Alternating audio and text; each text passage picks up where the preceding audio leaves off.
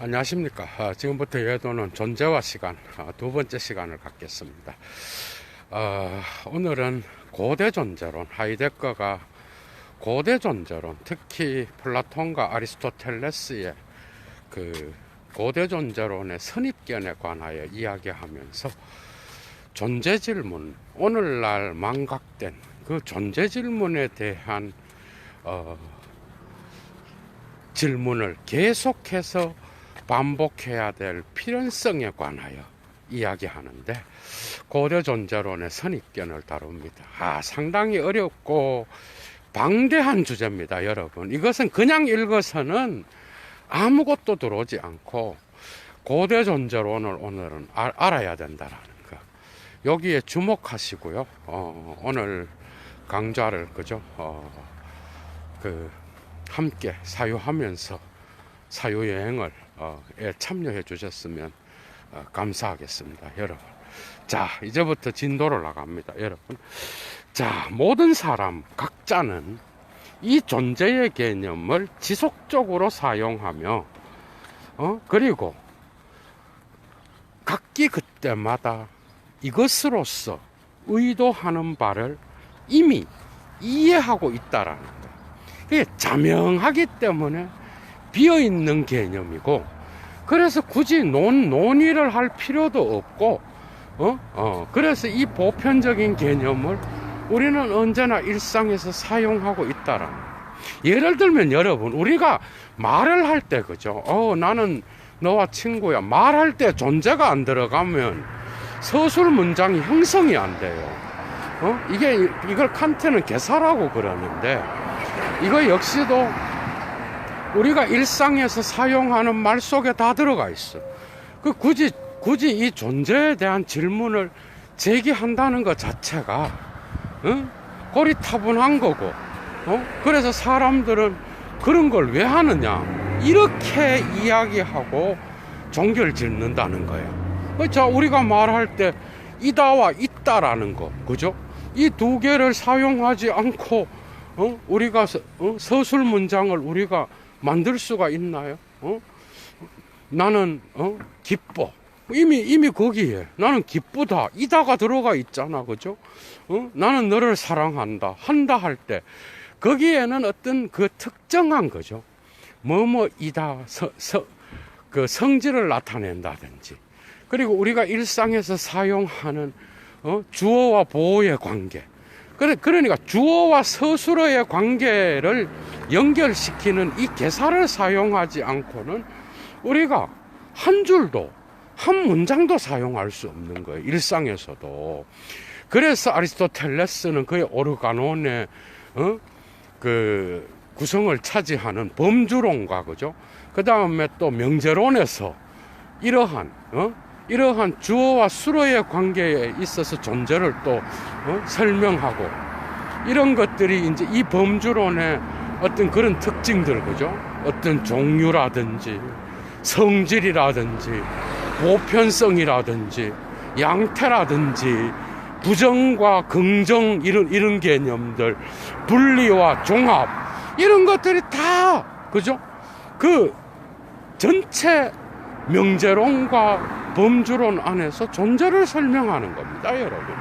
그러니까 이 존재라는 개념은 우리가 일상에서 이미 사용하고 있는, 그래서 진부하고 또 보편적 개념이라서 우리는 그것을 문제 제기를 할 필요가 없다라고 생각하는 거예요. 그리고 우리는 언제나 이미 각기 그때마다 그 단어를 사용할 때 그것을 이해하고 있다라고 생각한다라는 거예요. 자, 오늘 해야 될 게 너무 많습니다, 여러분. 자, 이로써 감추어진 것으로서, 은폐된 것으로서 고대의 철학함을 동요 속에 빠뜨리고, 그러니까 운루어, 동요, 또 불안함 속으로 몰아가고, 그리고 그 불안함과 동요 속에 유지시켰던 바로 그것은 태양과 같이 자명한, 그러한 태양과 같이 명백한 명료한 그런 어떤 자명성이 되어버렸다라는 거예요. 그리고 그래서 이것에 대하여 여전히 질문을 던지는 자는 방법적 오류에 빠져 있는 것으로 베티티트 비얼트 책망을 받게 된다라는 거예요. 그러니까 이런 질문을 던지는 것 자체가 욕을 얻어먹는 그런 상황에 놓여 있다라는 거예요, 여러분. 너는 방법적 오류, 메토디셔 페어펠룽에 빠져 있다라고 하는 그러한 것에 그런 어떤 그 책망을 받기가 쉬운 그런 상태로 놓여 있는데, 이거는 코미디다. 하이데거는 이렇게 말하는 거예요, 여러분. 계속 나갑니다. 주 백인 디젤 운털주흥, 이 연구의 시작 부분에서 다음과 같은 선입견들을 상세하게 논의하는 것은 불가능하다. 상세하게 논의될 수 없다. 어떤 선입견인가 하면은 지속적으로 새롭게 존재에 대한 질문을 던지는 것을 불필요한 것으로서 플란젠 운트 헤겐 이렇게 쓰고 있는데, 플란젠 나무를 심다, 운트 헤겐 뭐뭐를 가꾸다 돌보다란 뜻이에요. 그러니까 이러한 수거로서 뭐뭐에 아주 충분한 마음을 쓰다라는 뜻으로 플레겐 운트 헤겐을 해석하면 될 것 같아요. 그러니까 존재의 질문에 대한 불필요성을 지속적으로 새롭게 계속해서 마음을 쓰는 그러한 선입견인, 여기에서 상세하게 논의될 수는 없다는 거예요. 고대 존재론의 선입견. 이해가 되죠? 그런데 이러한 고대 존재론의 선입견은 존재의 질문을 던지는 게 불필요하다는 것을 계속해서 마음쓰게 하고 퍼뜨리고 심어주고 마음속에 품게 한다라는 이야기예요.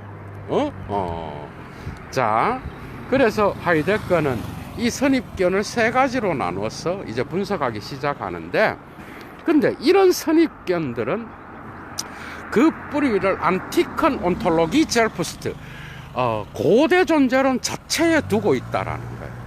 고대 존재론에 이 선입견이 놓여 있는데, 이 고대 존재론은 또다시 오직 힌지틀리히 데스보덴스 dem die ontologischen Grundbegriffe entwachsen sind 이렇게 나가고 있는데, 자, 존재론적 근본 개념이 거기로부터 자라나온 바로 그 지명과 연관하여, 토대와 연관하여, 두 번째, 자, 이 범주들의 증명과 범주들의 완전함의 증명의 적합성과 연관하여서 이 고대 존재론은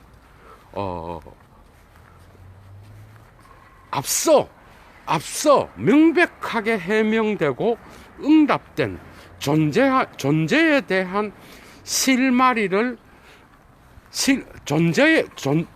자, 다시 합니다. 존재에 대한 미리 해명되고 응답된 질문을 실마리로 해서 충분하게 이것은 해석되어야 된다, 이렇게 하이데거는 이야기하고 있습니다. 그러니까 이 선입견의 뿌리는 고대 존재론에 있고, 이 고대 존재론은 또다시 그 존재론적 근본 개념이 자라나온 토대와 연관해서, 두 번째는 범주들, 그 여러분들 여기서 이 범주를 그냥 넘어가면 안 돼요. 그러니까 여러분들이 아셔야 되는 게, 여기서 범주는 다른 게 아니라요, 아리스토텔레스의 범주론을 이야기하는 거야.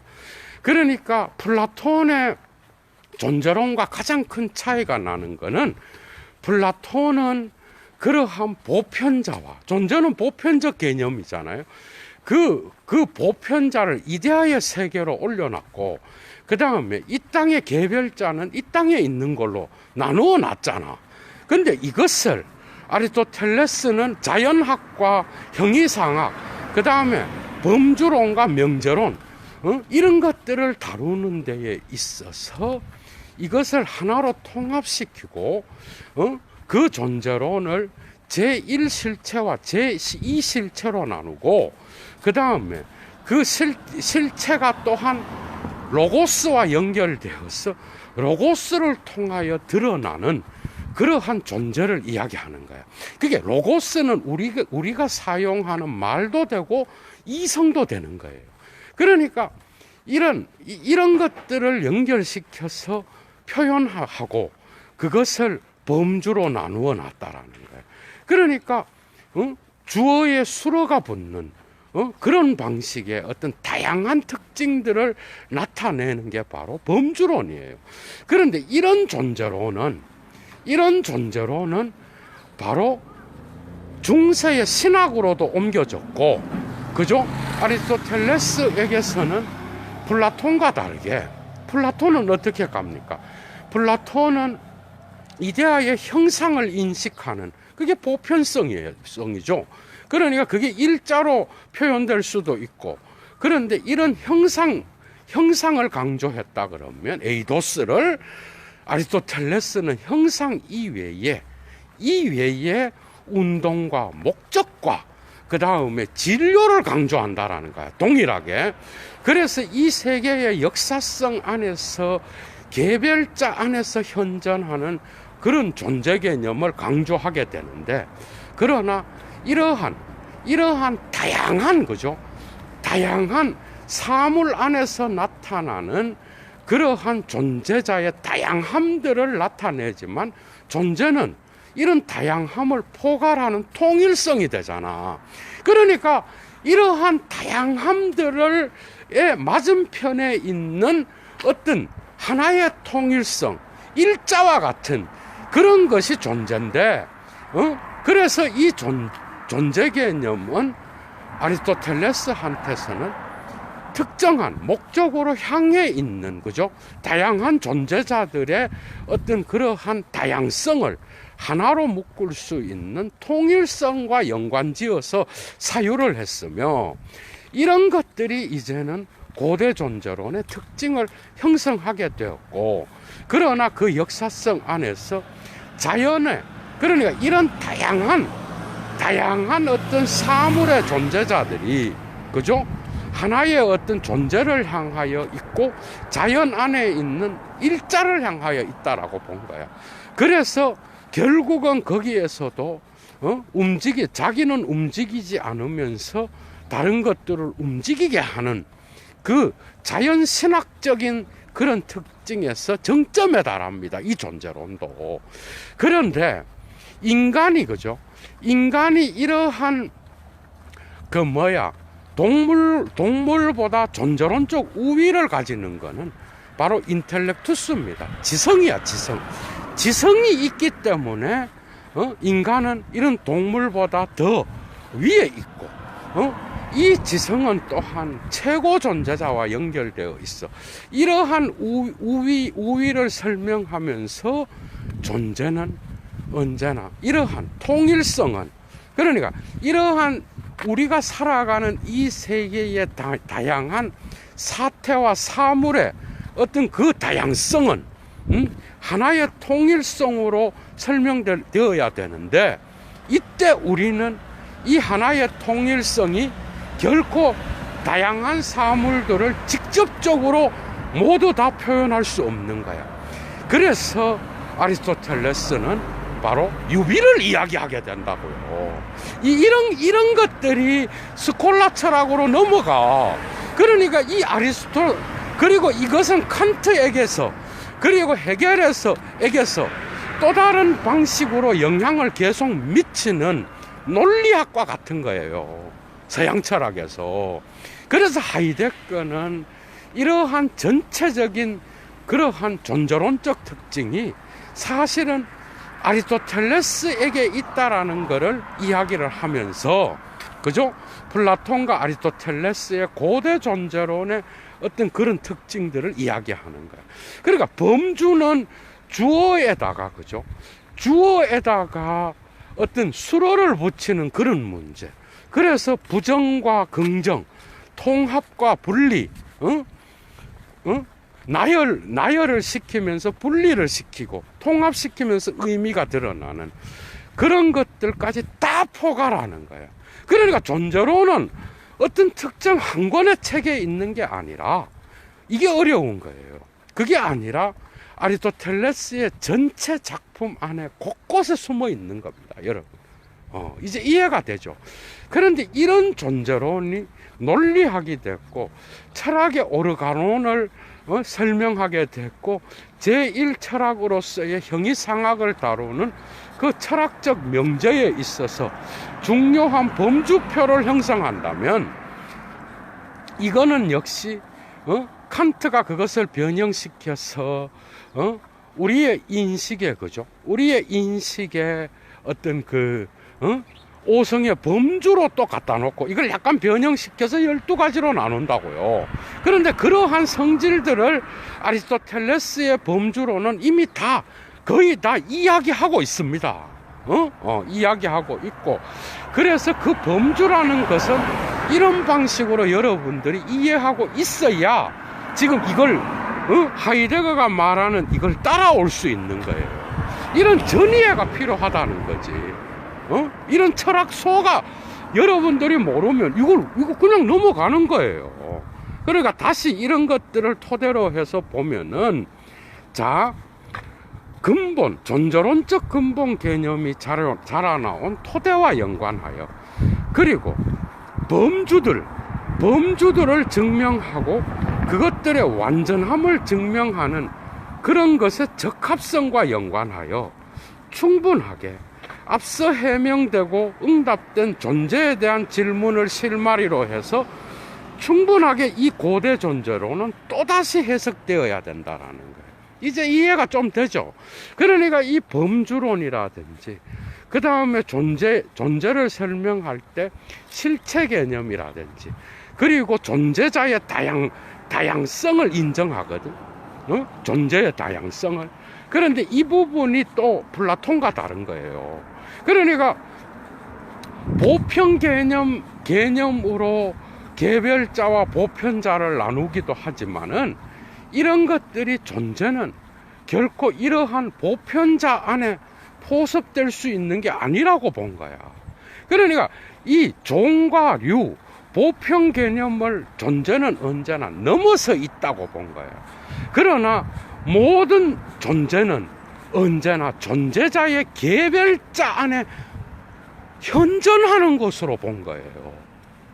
아리스토텔레스는 이런 것들이 다른 거야. 그러니까 개별 존재자를 통해서만 나타난다고 본 거야, 이 존재는. 그런데 이 개별 존재자를 통하여 현존하는 거는, 그렇다 그래서 이 개별 존재자를 종이나 어떤 류로 묶어서 보편 개념으로 만든다 그래서 그게 존재가 되는 게 아니라는 거야. 이런 식으로 아리스토텔레스는 이야기를 했고, 그래서 우리는 이러한 다양성을 통일성으로 표현할 수 있는 방법은 아날로기, 뭐죠? 유비밖에는 없다라는 이야기예요. 이런 긴 이야기들을 예도도 다 할 수가 없어요. 예, 존재와 시간을 읽어나가는 게 중요하니까. 이런 전이해를 여러분들이 갖고 따라오셔야 된다고. 그러니까 범주는 결국은 이 존재가 로고스로 드러나야 되는데, 로고스는 인간이 말을 통하여 표현하는 거잖아. 그러니까 이 말을 통하여 드러나는 그 의미로서 드러나는 그 존재가, 인간이 주어와 수어를 사용해서 수로에 붙이는 그 다양한 방식들이 또 문제가 되잖아요. 그러니까 그런 것들이 범주가 되고, 또 이런 것들을 더 세밀하게 나누는 것이 명제가 되는 거야. 이런 방식으로 고대 존재로는 존재를 다루었다라는 거예요. 그런데 이런 것들은 이미 형이상학의 냄새가 나잖아요. 근데 하이데거가 이걸 거부하게 되는 이유는, 가장 큰 이유는 이런 것들은 논리학의 주제라든지 어떤 학문의 주제로서 다루는 게 아니라 우리의 삶의 존재로 갖고 와야 된다는 거야, 철학은. 이게 가장 큰 차이입니다. 하이데거랑. 나중에 계속 설명드릴게요.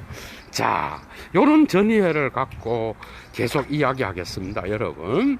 그래서 Wir wollen daher die Diskussion der Verurteilung nur so weiterführen 이렇게 나가고 있는데, 우리는 그렇기 때문에 이 선입견들의 논의를 이것을 통하여 존재의 의미에 대한 질문의 반복의 필연성이, 존재의 의미에 대한 질문을 반복할 필연성, 이렇게 바꾸는 게 좋을 것 같아. 그 필연성이 명료하게 통찰되는 그런 정도로까지 우리는 이 선입견의 논의를 이끌고 가야 된다라는 거예요. 이끌고 가려고 한다라는 거예요. 하이데거가. 이해가 되죠? 그러니까 고대 존재론의 선입견을 이야기하면서, 세 가지를 이야기하면서 이 고대 존재론의 선입견을 통해서 존재 질문의 제기를 반복해야 될 필연성을 끄집어내겠다라는 거예요, 하이데거는. 이제 이해가 되죠? 그래서 이제 세 가지로 나가게 되는 겁니다. 자, 첫 번째 선입견은 뭔가 하면 Das Sein ist der allgemeinste Begriff예요. 자, 이것은 존재는 가장 보편적인 개념이다. 자, 토온 에스티 카톨루 말리스타 판톤. 그러니까 그리스어로 존재는 모든 것들 가운데서 가장 보편적이다. 이렇게 또 쓰고 있어. 이거는 누구한테서 갖고 왔는가 하면 아리스토텔레스의 형이상학으로부터 갖고 온 거예요. 개념이에요. 그리고 또 라틴어가 나오는데, 이거는 토마스 아퀴나스의 신학대전에서 갖고 온 거야. 자, 이거를 해석하면은 이해나 파악, 라틴어는 일루드 꾸오드 프리모 카디트 수브 아프레헨시오네 에스트 엔스 쿠이우스 인텔렉투스 인클루디투얼 인 옴니부스 쿠아이쿰 쿠에 쿠이스 아프레헨디트 이렇게 나와 있어. 요건 해석하면 이런 뜻입니다. 파악이나 이해로 1차적으로 프리모 우선적으로 파악과 이해, 파악으로 떨어진 바로 그것은 존재다. 그리고 이것의 지성은 어떤 사람이 쿠이스 누군가가 이해하는 것이 무엇이든 그 이해하는 것의 모든 것 속에 인 옴니부스 모든 것 속에 인크루디투얼 수동태입니다. 포함되어 있다. 이렇게 표현하고 있어요. 그러니까 직역하면 이런 뜻인데, 하이데거는 이걸 의역을 해놨어. 이걸 또 해석해놨어. 다시 해석하면은, 직역하면은 이해와 파악, 아프레헨시오네, 이해와 파악 아래로 1차적으로 우선적으로 떨어진 바로 그것은 존재인데, 꾸이우스 인텔렉투스, 이 존재에 대한 지성은 바로 누군가가 무엇을 파악하든 간에 그 모든 것 속에 이 존재에 대한 존재를 이해하는 그 지성이 포함되어 있다, 이래 말하고 있어. 이것을 하이데거는 의역하고 있어요. 어떻게 의역하는가 하면은, 존재에 대한 Ein Verständnis des Seins ist jetzt schon mit inbegriffen in allem. 자, 존재에 대한 이해는 각기 그때마다 이미 어떤 누군가가, 어떤 사람이 존재자에게서 파악하는 그 모든 것 안에 개념 파악되어 있다. 모든 것 안에 총괄적으로 개념 파악되어 있다. 이렇게 의역하고 있어요. 그러니까 같은 이야기야. 존재는 보편적인 특징을 갖고 있다.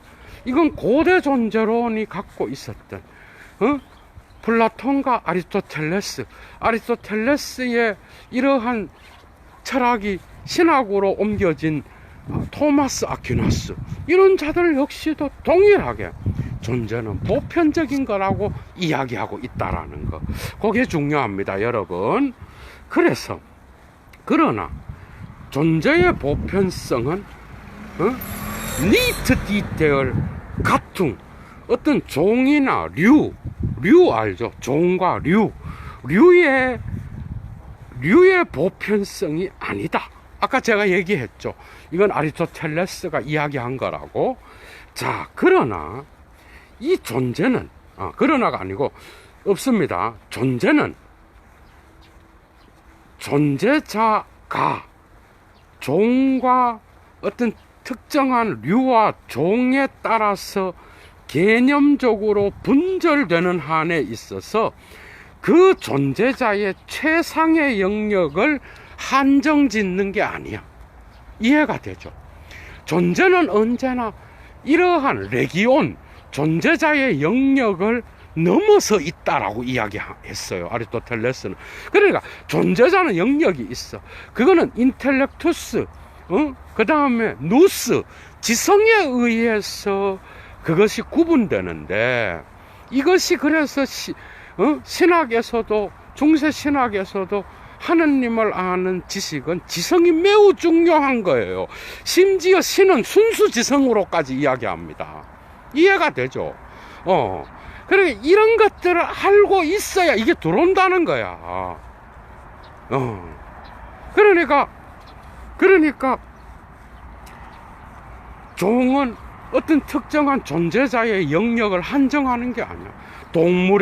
동물과 식물보다는 동물, 지성이 높죠. 어쨌든 동물은 식물보다 어떤 지성이 있잖아. 그리고 동물보다는 인간이 훨씬 더 지성이 높죠. 그리고 이러한 인간보다는 어떤 그 보편자로서의 특정한 신의 개념이 훨씬 더 인간보다 지성이 높은 거예요. 이해가 되죠? 그래서 이데아의 세계를 총괄할 수 있는 것은 어쨌든 신의 어떤 지성을 가진 누스적인 것이 바로 이런 것들을 인식할 수 있다고 본 거예요. 여러분들이 미학의 인식으로 표현되고 있는 아이스테시스, 오늘날 독일어로 에스테틱, 영어로 에스테틱스, 미학이라는 말은 사실은 감각적 감각적 인식을 의미하는 거였어. 가장 떨어지는, 이건 플라톤 때문에 그래 된 거예요. 우리 인간의 감각과 관련되어 있었던 거예요. 그러나 지성은 감각을 넘어서서 보편자를 볼 수 있는, 보편적 개념과 연관되어 있는, 그래서 모든 개별자의 형상을 총합할 수 있는, 형상을 볼 수 있는 것과 연결되어 있었다라는 거예요. 야, 여러분 재밌죠? 이런 것들이 하나도 안 나오고 그냥 바로 이렇게 이야기하는 거야. 그러니 이 책을 잡은 자들이 어떻게 이거를 이해할 수 있겠느냐고. 자, 그 다음, 그래서 우테토온 게노스, 존재라고 하는 것은 류가 아니라는 거야. 류나 종이 아니라는 거야. 여기에 또 그리스어로 나와 있습니다. 이거는 아리스토텔레스의 형이상학에서 또 갖고 온 거야. 여러분 참 재밌죠? 자, 계속 나갑니다. 그래서 존재의 보편성은 모든 종이나 류에 적합한 보편성. 그래, 직역하면 이런 뜻인데, 모든 류적이고 종적인 어떤 집합을 나타내는 류적이고 종적인 그러한 보편성을 위벌슈타이크트, 넘어선다. 하이데거는 이렇게 말하고 있어요. 이해가 되죠? 넘어서 있어. 이게 이제 아리스토텔레스가 이야기한 거예요. 류와 종, 특정한 존재자들을 모아놓은, 인간이면 인간을 다 모아놓은 그러한 것이 존재가 아니라 그런 것들을 언제나 넘어서 있는 것.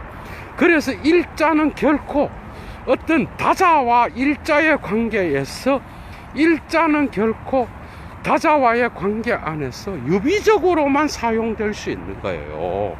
이해가 돼요? 대칭적으로 딱 맞아떨어지는 게 아니라고. 이 유비의 개념이 오늘날 신학에서도 데이비드 트레이시도 에너로지컬 이미지네이션이라고 하는 유비적 상상력, 그리고 포스트 모던적 그의 용어에 의해서, 그죠? 차이성 속의 유사성, 이런 개념들이 어떻게 보면은 이러한 아리스토텔레스의 사유 안에 이미 들어 있었고, 이것이 토마스 아퀴나스의 신학으로 옮겨갔다라는 거예요. 그는 가톨릭 신학자거든요. 그러니까 이런 것들을 우리가 읽어낼 수 있는 거죠, 충분히. 더 깊이, 더 많이 하루 종일이라도 떠들 수 있지만 하이데거를 따라가야 됩니다. 자, 그래서 자인 ist nach der Bezeichnung 미텔 알터리션 온톨로기 ein 트란스센덴스, 라틴어로 또 써놨어. 자, 존재는 중세 존재론의 명칭에 따라서 볼 때는 초월자이다. 하나의 초월자야. 신이지 뭐 신. 그런데 이러한 초월적인 보편자의 통일성은 언제나 사물을 포함하는, 사물과 사태는 같이 갑니다. 자하 할티겐 오벌스텐 가퉁스베그리프, 사물을 포함하고 사태를 포함하는 그러한 최상위의 종의 개념의 다양성에 비하여 이러한 초월적 보편성의 통일성, 그러니까 한쪽에는 뭐가 있어? 개별자들의 어떤 그러한 다양함이 있는 거야. 또 한쪽에는 이런 것들을 보편적으로 하나로 묶어놓은 통일성이 있는 거야. 이 두 개를 유비적인 관계로 표현할 수밖에 없는 거야. 이건 아리스토텔레스의 신학이고, 이런 것들은 또한 토마스 아퀴나스의 신학 속으로 들어갔던 거예요. 그러니까 아리스토텔레스의 이 철학적 사유는 철저히 가톨릭과 연결되어 있는 거야. 이해가 되죠? 뭔 말인지. 사실은 자, 그래서 이러한 종의 개념들의 다양성의 맞은편에 있는 이러한 초월적으로 보편적인 것의 통일성은 이미 아리스토텔레스가 유비의 통일성으로서 인식했던 것이다. 이렇게 말하고 있어, 하이데거는요. 이해가 되죠? 이미 이 유비라는 개념은 사실 문학에서 사용되는 유비인데 철학에서도 이렇게 사용되고 있는 거예요. 유비, 아날로기, 유사한 것, 유비적인 것. 재밌죠, 여러분? 너무 재미있어요. 및 디젤 앤트 제쿵, 이러한 발견과 더불어서 아리스토텔레스는 바이 알럴 아프 행이카이트 폰데얼 온톨로기션 프라게슈텔룽 플라톤스, 플라톤의 존재론적 문제 제기에 의존함에도 불구하고 존재의 문제를 근본적으로 새로운 토대 위에서 근본적으로 새로운 토대 위에 세워 놓았다라는 거예요, 아리스토텔레스는. 이해가 되죠? 그러니까 아리스토텔레스는 이런 것들의 어떤 그 분리, 그리고 보편자의 이데아의 세계와 개별자의 이 세계 안에서의 어떤 분리, 이원론적인 것들을 통하여 갖고 갔는데, 이런 분리를 아리스토텔레스는 유비라는 개념으로 채우면서, 또한 플라톤의 형상 개념뿐만 아니라 휠레, 진료와 텔로스, 목적의 개념, 그 다음에 또 운동의 개념까지 중요하게 여기면서 이 존재자 안에 현시하고 있는 그러한 존재의 개념을 이야기했다라는 거. 그리고 존재론 안에는 질서가 있다라는 거. 최고 존재자, 인간, 동물, 식물과 같이 인텔렉투스, 누스, 지성을 통하여 분리되는 존재론적 우위가 고대 철학 안에는 존재했다라고 하는 거. 이런 것들을 여러분들이 잡아내야 된다는 거죠. 재밌죠? 계속 나갑니다. 그래서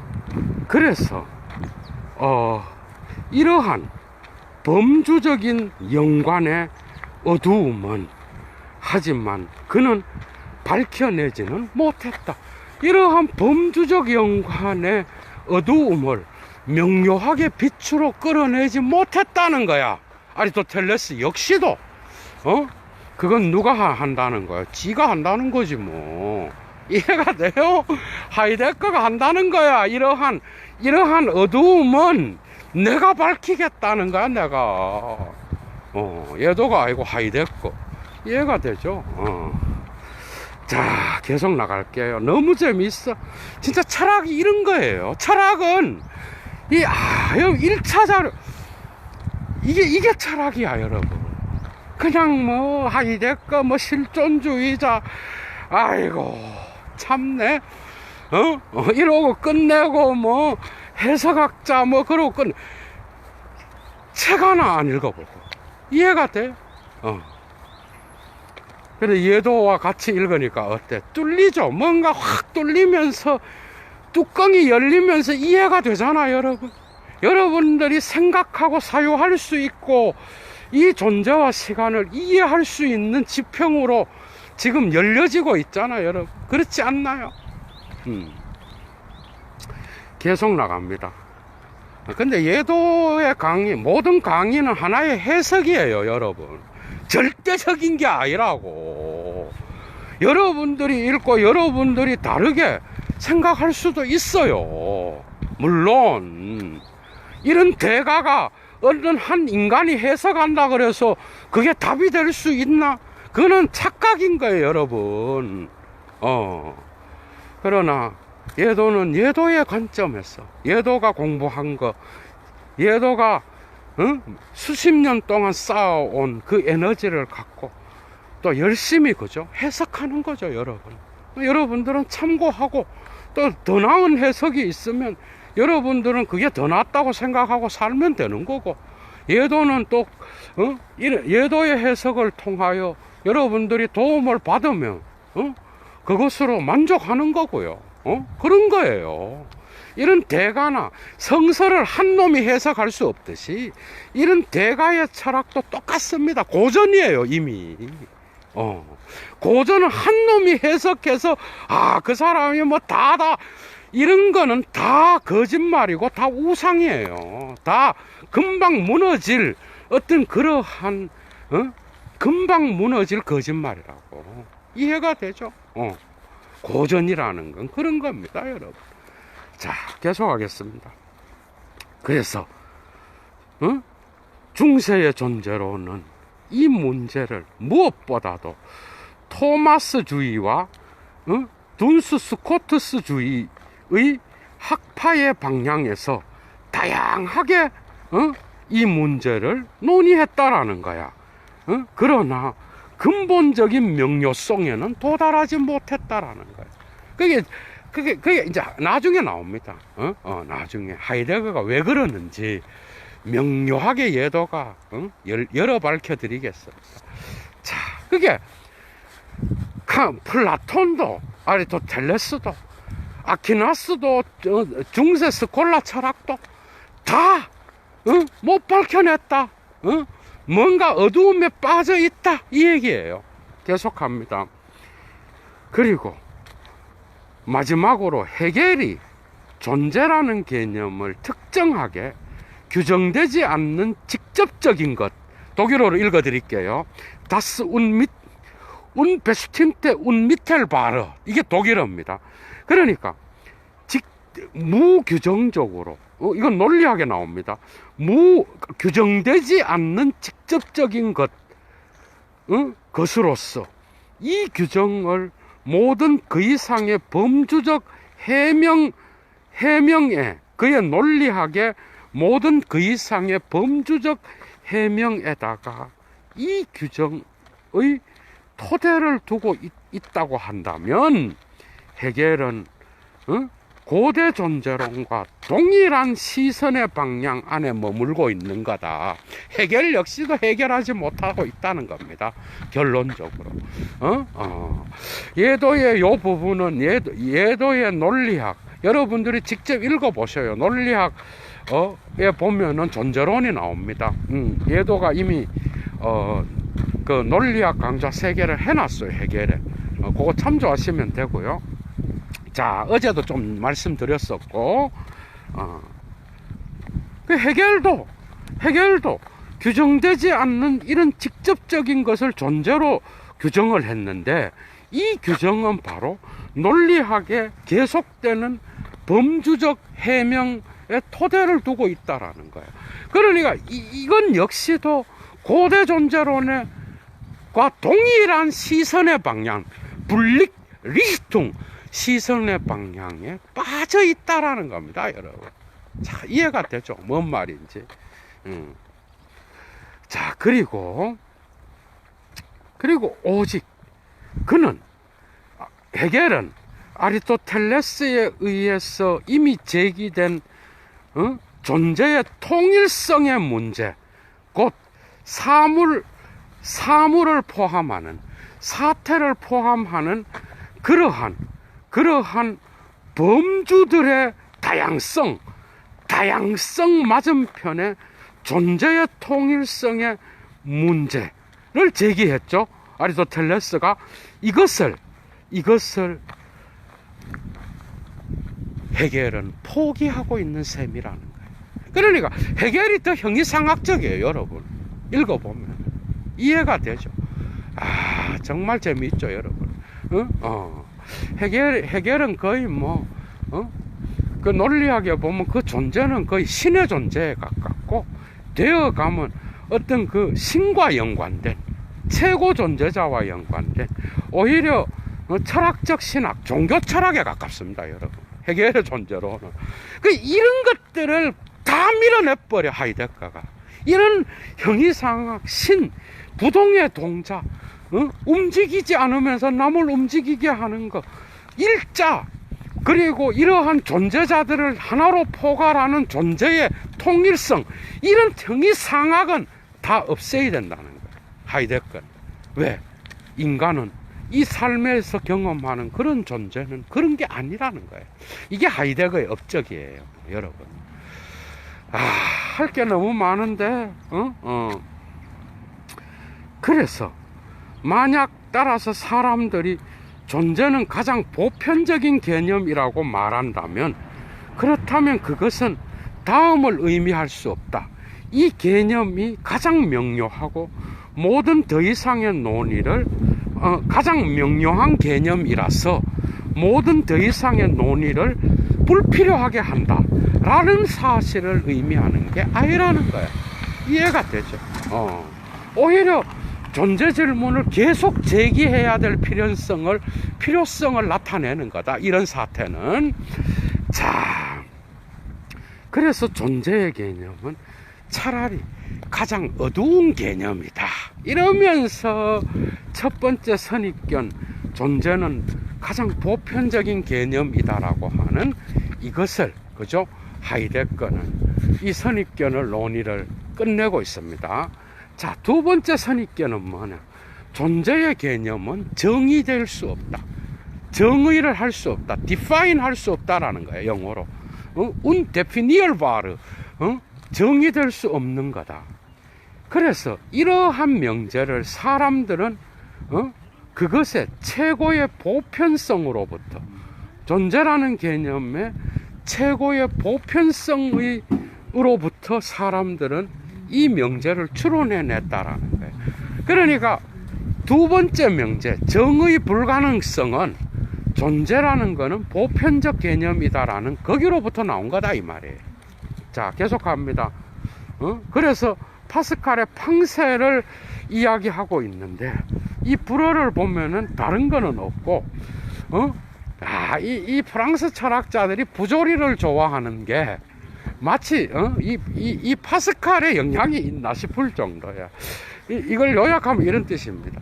존재의 개념은 이다와 있다라는 이런 존재의 개념은, 우리가 일상에서 사용하던 어떤 다양한 무심코 사용하던 간에 그 개념은 부조리한 어떤 그러한 논조로서 사용될 뿐이지 결코 논리적으로 올바르게 그것은 사용될 수 없는 거예요.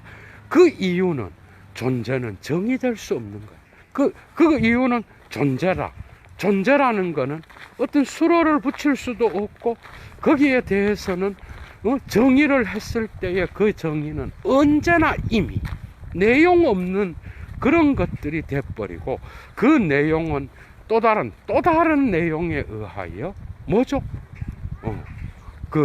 밀려나게 되고 그 정의를 내리는 순간 바로 거짓이 돼버려 존재는. 이해가 되죠? 얘도는 짜장면을 좋아한다. 얘도는 남자다. 됐죠? 이다. 그런데 오케이. 거기에서 이다의 존재를 규정할 수 있죠. 그런데 그게 끝이에요, 여러분. 존재 개념. 이해가 되죠? 뭔 말인지. 존재는 결코 이런 식으로 규정될 수 없어. 그래서 부조리한 그러한 불합리한 그러한 결과를 만들어낼 수밖에 없다는 거예요. 팡세의 주장도 아니 파스칼의 주장도 정의될 수 없는 거예요. 그런데 이것은 옳다. 만약에 definitio fit per genus proximum et differentiam specificam 이걸 읽었던 이유는 이 라틴어가 고대 중세 스콜라 철학의 정의 개념이에요. 이게 이해가 됐어? 이거는 하이데거 말이 아니야. 고대 사람들은 정의를 한다는 거를 중세의 스콜라 철학자들은 정의라는 개념을 요래 설명했어. 두 가지입니다. 만약에 정의가 게누스 프록시문 그리고 디페렌티암 스페키피캄을 통해서 정의가 만들어진다면 그렇다면 이것은 옳다는 거예요. 그런데 정의는 그게 아니겠죠. 중세 사람들은 어떻게 정의를 표현했는가 하면은 첫째가 게누스 프록시문이야. 프록시문은 영어에 프락시미트 있죠.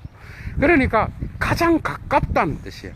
가장 가까운 종, 게누스, 종과 그 다음에 종적 차이 이 두 개를 통하여 정의를 표현했다라는 거예요. 어떤 신에 대한 정의를 할 때는 종적으로 가장 가까운 것에 접근해요. 두 번째는 이러한 종적 차이를 또 구분해. 그러면 정의가 우리가 어떤 사태를 정의할 수 있다고 본 거예요. 이해가 되죠? 이런 게 정의라면 이거는 옳다는 거예요.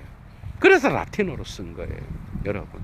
스콜라 철학의 명제입니다, 이거는. 이해가 됐죠? 참 깊이가 있죠, 여러분. 수준이 다릅니다. 이런 책을 동네 사람들끼리 모여서 다 읽었다 그러면 누가 믿겠어요? 말이 되는 소리를 해야지. 그래서 존재는 실제로 존재자로서 개념 파악될 수 없다는 거예요. 당연하죠. 왜? 주어는 언제나 뭐죠? 존재자잖아. 우리가 말하는 존재자는 주어예요. 신도 우리는 존재자처럼 이야기합니다. 우리의 말 속에는. 안경도 존재자야. 그러니까 존재자를 존재로 그래서 수로를 붙여. 그런데 이런 수로를 붙여서 우리는 그것을 존재라고 말할 수 없는 거예요.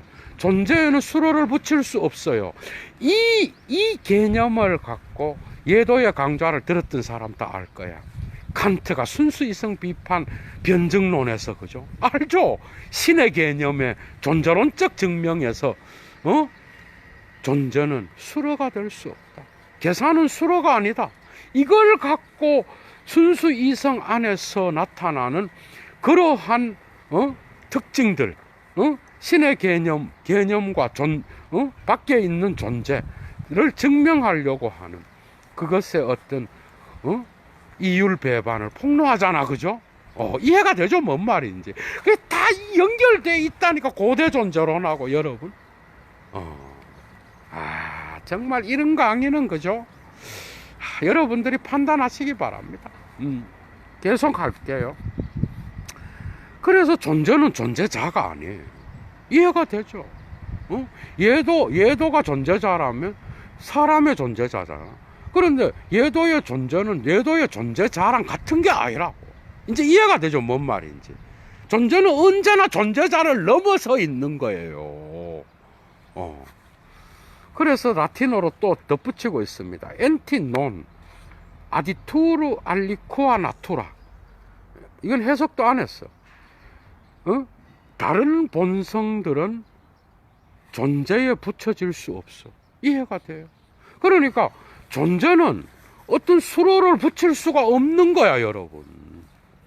이해가 돼요. 붙이는 순간 넘어가 버려. 이해가 되죠? 붙이는 순간 넘어가 버려. 데리다의 해체입니다, 여러분. 데리다가 여기서 빌려간 거예요. 사유가 되죠? 존재는 어떤 수로를 붙이자 말자, 그게 아니다 그러고 부정해버려. 그리고 넘어가. 또 하면 또 넘어가. 이 운동이 생겨. 끊임없는 자연이 일어나, 여러분. 그래서 신이 이런 개념이라. 그래서 부정적으로만 설명될 수 있다라고 말했고, 부정신학자들은. 맞죠? 끝도 없어요. 계속 나갑니다. 그래서 존재는 그것에게 존재자가 그 존재에 덧붙여져서 서술되는 그런 방식으로는 규정될 수 없는 거야. 이해가 되죠? 그래서 존재는 정의상, 정의를 내리는 그런 방식으로 정의상 더 높은 개념으로부터 끌어내어질 수도 없고 더 낮은 개념들을 통하여 서술될 수도 없는 거야. 맞죠? 여기에 파스칼의 팡세에 나오는 이 인용문도 그런 뜻입니다, 여러분. 그래서 정의될 수가 없어. 그러나 여기로부터 존재라는 것이 어떤 문제도 더 이상 제공할 수 없다라는 사실이 기결되어 나오는가? 그래서 존재라는 문제가 없고 자명한 거다. 이렇게 해서 끝! 이런 식으로 종결될 수 있는, 아무런 문제가 없는 것으로 끝날 수 있다고 하는 그 사실이 이것으로부터 기결되어 나오는가? 천만의 말씀. 하이데거는 이해가 되죠. 오히려 더 질문을 제기해야 된다라는 거예요. 자, 그 다음 결코 mitnichten, 결코 그렇지 않다. 오히려 다음과 같은 사실이 기결되어 나올 뿐인데, 그게 뭔가 하면 자인 ist nicht so etwas wie Seiendes. 줄 빡빡 치십시오. 존재는 존재자와 같은 그런 어떤 것이 아니다. 맞죠? 이 사실만 기결되어 나온다는 거예요. 고대 존재론이든 중세 존재론이든 헤겔이든 칸트든 간에 존재자는 존재와 다르다는 거예요. 존재는 존재자와 같은 그런 게 아니다. 이것만 기결되어 나와. 그렇기 때문에 어떤 한계 안에서 정당화되고 자격이 부여되는 그런 존재자에 대한 규정 방식이 존재에 적용될 수 없다는 거. 맞죠? 존재자를 나타내는 규정 방식이 존재에 기결될 수 없는 거예요. 적용될 수 없는 거야. 그래서 갈로하고 그것의 토대를 고대 존재론에 갖고 있는 전통적인 논리학의 정의, 그런 정의는 결코 존재에 적용된 것이 아니다라고 하이데거는 이야기하고 있다라는 거예요. 차라리 유비적으로만 이야기될 수밖에 없어. 우리는 이해가 되죠. 이런 고대 전통 존재론의 정의라는 개념, 위에서 설명했죠. 종에 접근할 때 가장 가까운 것으로 접근해서 그래서 종의 차이를 이야기하는 이런 방식으로 정의된다 그러면 너무 좋지만은 존재는 그렇게 해서 정의될 수 있는 게 아니야. 왜? 존재는 존재자가 아니기 때문에. 재밌죠? 이렇게 나가는 거예요, 여러분. 하이데거가 보이죠, 이제? 쨍하게 보일 거예요. 명료하게 들어올 거예요, 요 부분들은. 자, 그 다음. 마지막입니다. 존재의 정의 불가능성은 존재의 의미에 대한 질문을 면제시키는 게 아니라 오히려 그 질문을 계속하도록 강요한다. 아우프포덜트, 강요하고 요청한다라는 거예요. 이해가 되죠? 요 포인트를 하이데거가 여러분 이야기하려고 했던 겁니다, 여러분. 너무 재미있죠? 좀 더 길게 나가야 되는데 오늘 조금 더 나갔어야 되는데 예도가 고대 존재론 설명하려고 하다 보니까 시간을 다 잡아먹어 버렸어. 그래서 오늘 두 번째 강좌는 선입견 세 가지를 다 못 끝내고 끝냅니다, 여러분. 좋아요와 구독을 잊지 마시고 가능하신 분은 예도TV를 후원해 주시기 바랍니다. 예도는 물러가겠습니다, 여러분. 그리고 세 번째 강좌를 아마 하루에 2개를 계속 할지 몰라. 목이 다 쉬어갖고 어야 될지 몰라. 어쨌든 예도는 세 번째 강좌에서 여러분들을 뵙겠습니다. 좋은 하루 되십시오. 추스!